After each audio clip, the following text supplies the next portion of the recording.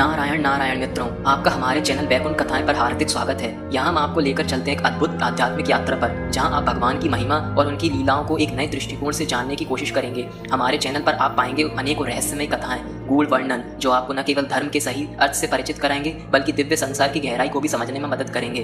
तो चलिए आज हम एक ऐसी ही नई और रोचक चर्चा की शुरुआत करते हैं, जहाँ हम शेषनाग जी की अद्भुत महिमा और उनसे जुड़ी अनेकों कथाएं और उनसे जुड़े रहस्यों के बारे में जानेंगे। यदि आप ऐसी दिव्य कथाओं और रहस्यमय ज्ञान को प्राप्त करना चाहते हैं और आपने हमारे चैनल को अभी तक सब्सक्राइब नहीं किया है तो तुरंत सब्सक्राइब कर दीजिए। तो चलिए अब हम वीडियो की शुरुआत करते हैं। दोस्तों, हम सब जानते ही हैं कि भगवान विष्णु इस संपूर्ण ब्रह्मांड के पालन करता है, लेकिन क्या आप जानते हैं कि इस कार्य में शेषनाग की भूमिका अत्यंत महत्वपूर्ण है। विष्णु भगवान का क्षीर सागर में शयन करना, संपूर्ण सृष्टि का संतुलन हो या प्रलय का समय, हर जगह शेषनाग की शक्ति सक्रिय रहती है। वे केवल एक नाग नहीं बल्कि ब्रह्मांडीय ऊर्जा के प्रतीक और सृष्टि के अद्भुत रहस्य हैं। इस वीडियो में हम जानेंगे शेषनाग के रहस्यमय स्वरूप, उनकी अनंत शक्तियां, उनके वंश, उनके विभिन्न अवतार एवं देवी देवताओं से संबंध जैसे गरुड़, वासुकी और नाग लक्ष्मी के बारे में। इसके साथ ही शेषनाग से जुड़े अनेकों ऐसे अनसुने प्रश्न जिस पर हम साधारण तौर पर ध्यान नहीं देते हैं, यानी इतनी सारी जानकारी आपको ये एक ही वीडियो में मिलेगी, इसलिए इस वीडियो को अंत तक जरूर देखें। तो इस रहस्यमय और अद्भुत ज्ञान यात्रा में हमारे साथ अंत तक बने रहें, क्योंकि आगे आपको ऐसे तथ्य जानने को मिलेंगे जो शायद पहले कभी नहीं सुने होंगे। तो चलिए आरंभ करते हैं इस दिव्य यात्रा को। तो चलिए दोस्तों, हम पहले जानते हैं कि शेषनाग नाम का अर्थ क्या है। शेषनाग दो शब्दों से बना है, शेष और नाग। यहाँ पे शेष का संस्कृत में अर्थ होता है जो शेष बचा हो या जो रह गया हो या फिर जो शाश्वत हो। नाग का अर्थ तो हम सब जानते ही हैं, सर्प। नाम का गूढ़ तात्पर्य यह है कि शेषनाग को शेष इसलिए कहा जाता है क्योंकि जब सृष्टि का अंत हो जाता है, यानी कि प्रलय के समय, तब भी वे शेष रहते हैं। जब संसार नष्ट हो जाता है तब भी वे अनंत काल तक बने रहते हैं, और जब सृष्टि पुनः आरंभ होती है तो वे फिर से भगवान विष्णु की सेवा के लिए उपस्थित होते हैं। इसी कारण उन्हें अनंत, जिसका कोई अंत नहीं है, ऐसा कहा जाता है। तो दोस्तों, अब हम जानेंगे शेषनाग के अन्य नाम और उनके अर्थ। दूसरे प्रमुख नामों में पहला नाम आता है अनंत, जिसका अर्थ है जिसकी कोई सीमा ना हो। उन्हें अनंत इसलिए कहा जाता है क्योंकि वे कभी नष्ट नहीं होते और पूरे ब्रह्मांड को अपने फणों पर संभालते हैं। दूसरा नाम है आदिशेष। आदि का अर्थ है प्रारंभ और शेष का अर्थ है जो बचा हो, यानी कि सृष्टि के आरंभ से ही उपस्थित रहने वाला। तीसरा शेष, जिसका अर्थ हम पहले ही समझ चुके हैं। चौथा संकर्षण। यह नाम भागवत गीता और भागवत पुराण में उल्लेखित है। इसका अर्थ है जो सभी को अपनी ओर खींचता है। उनका यह नाम क्यों और कैसे पड़ा, ये हम आगे जब शेष जी के अवतारों का वर्णन सुनेंगे तब इस बात पर चर्चा करेंगे। पांचवा नाम नागराज। यह नाम इसलिए मिला क्योंकि वे सभी नागों के राजा हैं। छठवा नाम पद्मनाभ सेवक। पद्म नाम भगवान विष्णु का नाम है, इसलिए शेषनाग को यह नाम दिया गया है। सातवां नाम शेषशायी, यानी कि भगवान विष्णु के शैया के रूप में कार्य करने वाला। तो दोस्तों, ये थे शेषनाग के अन्य प्रमुख नाम। तो चलिए अब जानते हैं शेषनाग की उत्पत्ति कैसे हुई। शेषनाग की उत्पत्ति के बारे में विभिन्न ग्रंथों में अलग अलग विवरण मिलते हैं, जिनमें से प्रमुख कुछ इस प्रकार हैं। पहला, महाभारत के अनुसार शेषनाग कश्यप ऋषि और उनकी पत्नी कद्रु के पुत्र हैं। कद्रु ने सहस्रों नागों को जन्म दिया, जिनमें शेषनाग सबसे बड़े थे। उनके छोटे भाई यानी कि वासुकी, तक्षक, कुलिक और पद्म आदि, ये सब भी नाग थे। महाभारत और पुराणों के अनुसार जब ब्रह्मा जी ने सृष्टि की रचना की तब पृथ्वी अस्थिर थी और निरंतर हिल रही थी। देवताओं को चिंता हुई कि यदि पृथ्वी इसी तरह अस्थिर रही तो जीवों के लिए जीवन असंभव हो जाएगा। तब ब्रह्मा जी ने शेषनाग से अनुरोध किया कि वे पृथ्वी को अपने फणों पर संभालें और उसे स्थिर करें। शेषनाग ने अपनी कठोर तपस्या के बल पर पर्याप्त शक्ति अर्जित की और अपनी सहमति दी। उन्होंने अपने विशाल और मजबूत शरीर से पृथ्वी को चारों ओर से घेर लिया और अपने सहस्रों फणों पर उसे स्थिर कर दिया। दूसरी कथा विष्णु पुराण के अनुसार आती है, जिसमें शेषनाग स्वयं विष्णु भगवान की एक शक्ति से उत्पन्न हुए हैं और वे विष्णु के तमोगुण स्वरूप संकर्षण के अवतार माने जाते हैं। विष्णु पुराण में भी शेषनाग की वही कथा कही गई है जो महाभारत के अनुसार है। तीसरी कथा आती है श्रीमद् भागवत पुराण के अनुसार, जहाँ भगवान विष्णु ने जब सृष्टि की रचना शुरुआत की थी तब उन्होंने अपने सहायक के रूप में शेषनाग को जन्म दिया था। तो चलिए अब जानते हैं कि शेषनाग का स्वरूप यानी कि उनकी शारीरिक विशेषताएं क्या हैं। शेषनाग का स्वरूप अत्यंत विशाल और दिव्यमान माना जाता है। वे एक विशाल नाग के रूप में हैं जिनके हजारों फण हैं। उनकी आंखें सूर्य के तेज के समान प्रकाशवान हैं। उनके शरीर का रंग श्वेत यानी कि दूध के समान सफेद या फिर नीले समुद्र के समान बताया गया है। कई ग्रंथों में उन्हें 5, 7, 12 हजार, 5,000, 10,000 या फिर 10 लाख फणों वाला भी बताया गया है। प्रत्येक फण पर स्वर्ण मुकुट और बहुमूल्य रत्न जड़े हुए हैं। हर फण पर नागमणि है। उनका शरीर स्वर्ण आभूषणों से सुसज्जित रहता है। तो चलिए दोस्तों, अब हम शेषनाग के प्रमुख अवतार और उनकी कथाओं के बारे में सुनते हैं। शेषनाग ने विभिन्न युगों में अलग अलग अवतार लेकर भगवान विष्णु की सेवा की और धर्म की रक्षा भी की। जैसे कि त्रेता युग में लक्ष्मण का अवतार, जो कि आज से लगभग 12 लाख वर्ष पहले लिया गया था। भगवान विष्णु जब श्री राम के रूप में अवतरित हुए थे तब शेषनाग ने लक्ष्मण के रूप में जन्म लिया। वे श्री राम के छोटे भाई और अनन्य सेवक थे। इन्होंने वनवास में श्री राम और सीता की रक्षा की, मेघनाथ का वध किया और रावण के विरुद्ध युद्ध में महत्वपूर्ण भूमिका भी निभाई। जब श्री राम ने जल समाधि ली तब लक्ष्मण ने भी शरीर त्याग कर अनंत शेष के रूप में वापसी ली। दूसरा अवतार बलराम के रूप में द्वापर युग में, यानी कि लगभग आज से 5,000 वर्ष पहले। भगवान विष्णु जब श्री कृष्ण बनकर धरती पर आए तब शेषनाग ने बलराम के रूप में जन्म लिया। वे श्री कृष्ण के बड़े भाई थे।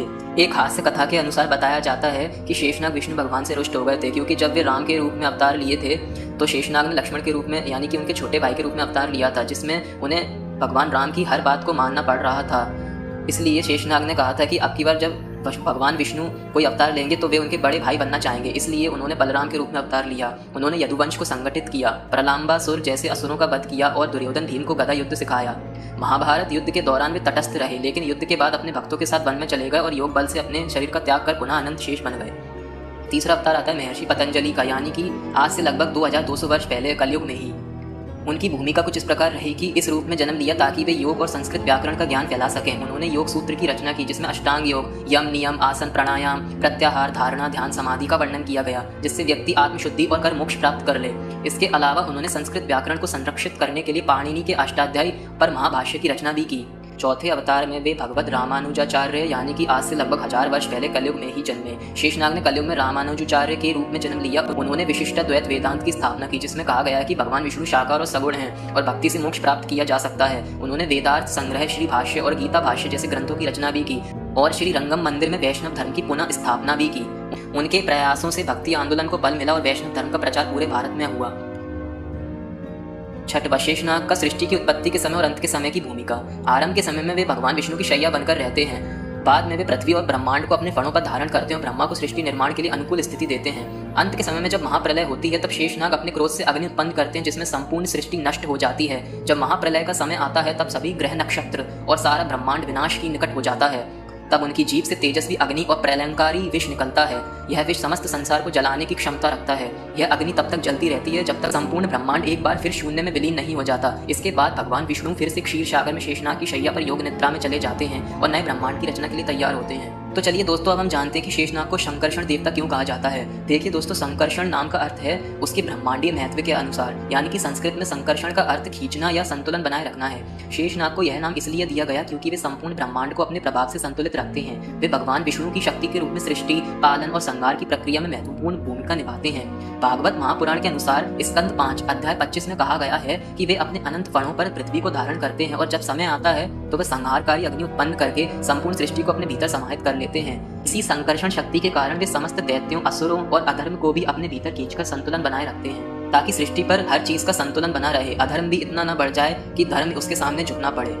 इसमें दूसरी कथा आती है जब हम गर्भ स्थानांतरण और संकर्षण शक्ति का आध्यात्मिक अर्थ समझ सकते हैं, जहाँ पर देवी रोहिणी और यशोदा माता ने अपने गर्भ को बदल लिया था। महाभारत और भागवत पुराण के अनुसार बलराम का जन्म संकर्षण प्रक्रिया से ही हुआ था। जब कंस ने वसुदेव और देवकी की छठी संतान को मारने की योजना बनाई तब भगवान विष्णु की योगमाया ने उस गर्भ को देवकी के शरीर में खींचकर रोहिणी के गर्भ में स्थानांतरित कर दिया। इसलिए बलराम को संकर्षण बलराम कहा गया है। यह केवल भौतिक संकर्षण नहीं था बल्कि एक आध्यात्मिक संकेत भी था कि जब भगवान किसी को अपने संरक्षण में लेते हैं तो वे उसे सांसारिक बंधनों से निकालकर दिव्य स्थिति में स्थानांतरित कर सकते हैं। यही संकर्षण शक्ति माया और भोग में भी कार्य करती है। जब मनुष्य अत्यधिक भोग विलास में लीन हो जाता है तो उसकी बुद्धि उसी में फंस जाती है और वह भगवान से विमुख होकर उन भोगों में ही आकर्षित होता रहता है। परंतु जो भगवान की संकर्षण शक्ति को पहचान लेता है तो वह उसमें आसक्त नहीं होता और मोह से मुक्त होकर दिव्यता को प्राप्त हो जाता है।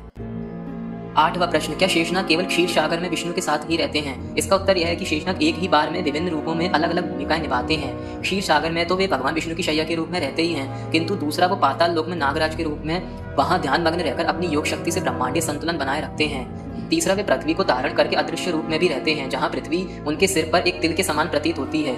यहाँ पर एक रहस्य की बात जानने वाली है कि भूकंप जो हमारी पृथ्वी पर आते हैं वो शेषनाग के हिलने की वजह से आते हैं, यानी कि जब वे अपने स्थान से हिलते हैं तो भूकंप जैसी घटनाएं घटित होती हैं। चौथा, वे प्रलय के समय संहार रूप में अपने मुख से प्रलयंकारी अग्नि उत्पन्न कर संपूर्ण सृष्टि को भस्म भी कर देते हैं। इसलिए शेषनाग एक ही बार में अनेकों भूमिकाएं निभाते हैं।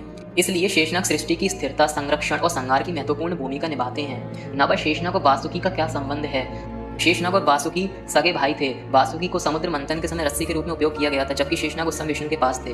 वासुकी नागों के राजा थे, लेकिन शेषनाग नागों के अधिपति माने जाते हैं। 10वां, शेषनाग कितने शक्तिशाली हैं? वास्तव में तो शेषनाग की शक्ति का वर्णन किया ही नहीं जा सकता। जो पूरी सृष्टि को संभालते हैं, उसके संरक्षक हैं, के बल का हम क्या ही वर्णन करेंगे। फिर भी भीम की ताकत 10,000 हाथियों के बराबर थी, लेकिन शेषनाग का बल अनगिनत हाथियों के बल से भी अधिक है। उनका विष इतना घातक है कि यदि वह पृथ्वी पर गिर जाए तो पूरा ब्रह्मांड नष्ट हो सकता है। क्या शेषनाग भगवान विष्णु के अवतार हैं? भागवत महापुराण के अनुसार शेष जी विष्णु के अंश अवतार हैं। हालांकि कई पुराणों में यह बात नकारी भी जाती है, बल्कि उनको भगवान का एक वाहन और भक्त बताया जाता है। तो अब हम जानते हैं कि भगवान विष्णु और शेषनाग का आपस में क्या संबंध है। अगर पृथ्वी के पालन करता भगवान विष्णु है तो शेषनाग पृथ्वी के धारण करता है। भगवान विष्णु और शेषनाग का संबंध उतना ही गहरा और अपरिहार्य है जितना आकाश और पृथ्वी का। एक के बिना दूसरा अधूरा है। विष्णु सृष्टि के पालन करता है तो शेषनाग उसके आधार और संतुलन का केंद्र। जैसे नदी और उसका तट, जहाँ तट नदी को दिशा देता है, वैसे शेषनाग विष्णु की शक्ति को स्थिरता देते हैं। यह संबंध सूर्य और उसकी किरणों की तरह भी है। विष्णु प्रकाश स्वरूप हैं और शेषनाग उनकी ऊर्जा व शक्ति का प्रतीक। वह केवल सेवक ही नहीं बल्कि विष्णु की अनिवार्य शक्ति है जो सृष्टि के प्रत्येक स्तर पर उपस्थित रहती है। तो दोस्तों अब हम जानते हैं कि गरुड़ और शेषनाग जी के बीच में क्या रिश्ता और संबंध है। गरुड़ एक पक्षी है यानी कि वे बाज हैं और शेषनाग एक नाग। तो दोस्तों हम सब जानते ही हैं कि ये दोनों आपस में दुश्मनी निभाते हैं, लेकिन गरुड़ और शेषनाग एक दूसरे के सौतेली भाई हैं। यानी कि गरुड़ कश्यप ऋषि की दूसरी पत्नी विंता के पुत्र हैं, जबकि शेषनाग कश्यप और कद्रु के। गरुड़ सर्पों के शत्रु हैं, लेकिन शेषनाग के साथ उनका बैर नहीं है क्योंकि शेषनाग ने धर्म का साथ दिया था और इसलिए गरुड़ उनसे बैर नहीं रखते। गरुड़ विष्णु के वाहन हैं, जबकि शेषनाग विष्णु की सैया, दोनों ही भगवान विष्णु की सेवा में समर्पित हैं। यह संबंध सूर्य चंद्रमा की तरह है, दो विपरीत शक्तियां जो मिलकर सृष्टि के संतुलन को बनाकर रखती हैं। यहाँ पर गरुड़ जी और शेषनाग के बीच की एक कथा आती है जो कि हम अगले आने वाले वीडियोस में करेंगे, जिसमें हम गरुड़ जी के बारे में बताते हुए उस कथा को विस्तार में जानेंगे। अगर आप उस वीडियो के बारे में जानना चाहते हैं या उस कथा को सुनना चाहते हैं तो अभी सब्सक्राइब कर दीजिए ताकि आगे जब वह वीडियो रिलीज होगा तो आपको नोटिफिकेशन तुरंत मिल जाए। तो चलिए दोस्तों आगे बढ़ते हैं कि शेष जी की एक पत्नी नाग लक्ष्मी के नाम से भी हैं, यानी कि नाग लक्ष्मी शेषनाग की पत्नी और नागलोक की देवी हैं। वे समुद्र देव की पुत्री हैं और देवी लक्ष्मी का ही स्वरूप मानी जाती हैं, जो नागों की संरक्षिका हैं। उनका निवास पाताल लोक यानी कि नागलोक में है, जहाँ वे शेषनाग के साथ नागों के शासन और संतुलन का कार्य संभालती है। उनकी भूमिका नागवंश को समृद्धि और शक्ति प्रदान करना है। शेषनाग के साथ वे ध्यान और तपस्या में लीन रहती हैं, जिसमें संपूर्ण सृष्टि का संतुलन बना रहता है। तो जानते हैं कि शेषनाग से जुड़े प्रमुख मंदिर या तीर्थ स्थल कौन से हैं। भारत में शेषनाग से जुड़े कई मंदिर और तीर्थ स्थल हैं, जहां उनकी पूजा भगवान विष्णु के सेवक नागराज और सृष्टि के आधार रूप में की जाती है। इनमें से कुछ प्रमुख मंदिर हैं। शेषनाग झील कश्मीर भारत में, आदिशेष मंदिर कोलाथुर तमिलनाडु, श्री योगानंद नरसिंह स्वामी मंदिर आंध्र प्रदेश में, अनंत पद्मनाभ स्वामी मंदिर केरल में, नागचंद्रेश्वर मंदिर उज्जैन मध्य प्रदेश में।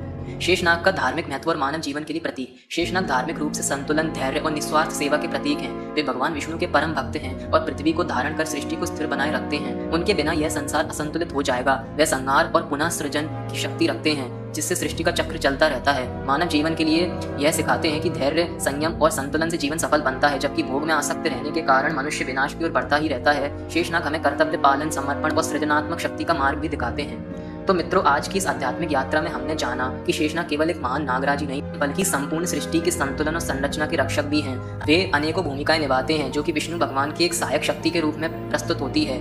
यह ज्ञान यात्रा यहीं समाप्त नहीं होती। अगर आपको यह रहस्यमय जानकारी रोचक लगी हो तो वीडियो को लाइक करें, अपनी राय कमेंट में साझा करें और इसे अपने प्रियजनों तक पहुंचाएं। और हाँ, अगर आपने अभी तक हमारे चैनल पर सब्सक्राइब नहीं किया तो अवश्य कर दीजिए, क्योंकि हम आगे और भी ऐसे अलौकिक गूढ़ और रहस्यमय कथाओं से आपको परिचित कराएंगे। अगली बार हम फिर मिलेंगे एक दिव्य नए विषय और रोचक कथा के साथ। तब तक के लिए नारायण नारायण।